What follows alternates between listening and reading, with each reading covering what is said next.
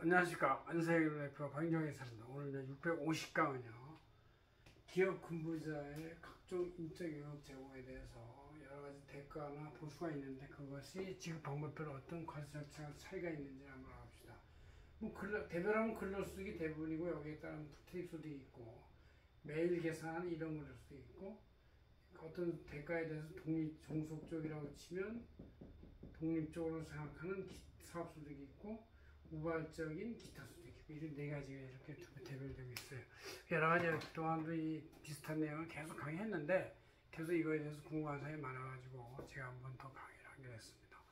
자, 정의가 근로소득은 종속적이다. 이런 근로소득은 이제 날짜별로 계산한다. 종속적인데 사업소득은 독립적인 자유계약이다. 기타 소득은 일시우발적 소득이다. 이런 얘기고 직장은 이제 근로소득이나 퇴직소득은 주로 한 직장에서 계속 종속적으로 근무하는 걸 말하고 이런 근로소득은 매일별로 여기저기 물론 일주일 단위로 갈 수 있지만 원칙적으로 일별로 다른 일대 변동이 될 수가 있는 것이고 사업소득은 여러 조직하고 계약을 하는 이제 프리랜서를 말하고 기타 소득은 권리 양도 대가 이런 걸 말합니다.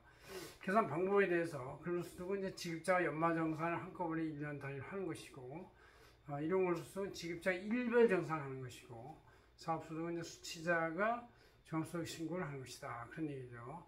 기타 소득은 지급자가 원칙에서 한 다음에 수취자가 신고를 하는 것이고 그에 대해서 원칙적인 세액은 근로소득은 이제 근로소득 간이세액표라는 것이 매년 공시가 돼서 그대로 했다가 나중에 연말에 정산 다시 하는 것이다. 그런 얘기죠.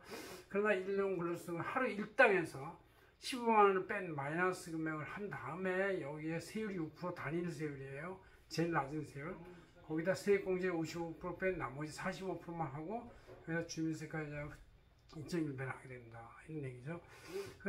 사업소득은 이제 총 지급에다가 3,300원 징수를 하고 기타 소득은 이제 열거된 소득은 지급액의 60%는 비용으로 보고 40%만 소득으로 봐서 거기에 22% 곱하면 8.8% 징수한다. 그러니까 사업소득은 3.3% 징수, 기타 소득은 8.8% 징수 이렇게 보시면 되겠습니다. 추가 부담금에 대해서 근로소득이나 퇴직소득은 당연히 4대보험, 퇴직소득은 아니지만 근로소득은 4대보험 직장가입을 하게 되고 이런 근로소득은 이제 직장에서 부담해요. 사업소득은 이제 지역보험에 부과를 해서 지역보험에 가입이 되는 것이고 기타 소득도 지역보험에서 부과된다. 그런 얘기죠. 조그마한 사업소득에 대해서 근로소득은 이제 근로소득 금액의 0.5%가 있고 이런 근로소득이 있습니다. 그러나 사업소득이나 기타 소득은 그 사업소득세가 없습니다. 간이 지급 명세에 대해서 근로소득이나 이런 것은 매월 해당이 되고 있어요. 이제 올해부터는 이제 근로소득도 매월 해당이 돼요.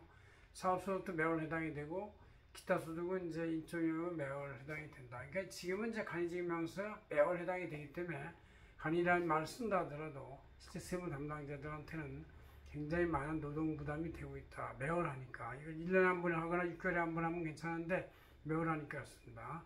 최종 지급 명제에 대해서 근로소득은 연말정산 1년 단위로 3월 10일 날 하게 되는 것이고 이런 근로소득은 매 다음 달 말일에 해서 정리하면 되는 것이고 사업소득은 이제 1년 합산을 해서 3월 10일 한다.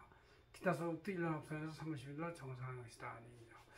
그럼 이제 이런 종합소득 신고를 하게 될 때의 공제 금액이 근로소득에서는 이제 근로소득 공제는 표준 공제가 있고 특별 지출에 대한 공제가 있어서 이제 이걸 더하면 한 2,500 내지 많으면 3,500까지 되는 것이다. 얘기죠.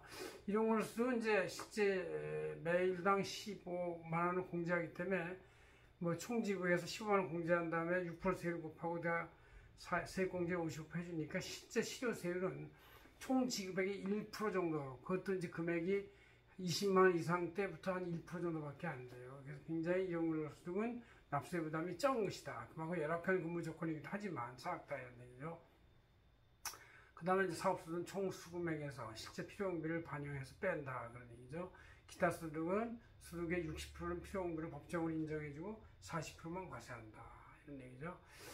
주 적용 실내는 이제 근로소득은 중견 대기업 정규직장이라고 말을 하는 것이고 그다음 이런 근로소득은 건설 현장이나 이런 데를 주로 말하는 것이고 사업소득은 보험 설계사, 스포츠맨 등 댄서, 아니면 음악 예술, 연예인들 이런 사람들이 여기다 해당이 되는 것이고 기타 소득은 권리 이전 양도 대가 아니면 뭔가 특별한 행위에 대한 대가를 말하는 것이다. 이렇게 해서 우리가 근로소득, 일용근로소득, 사업소득, 기타 네 가지가 어떻게 세무 절차와 이런 방법이 다른지를 한번 일별해 봤습니다. 고맙습니다.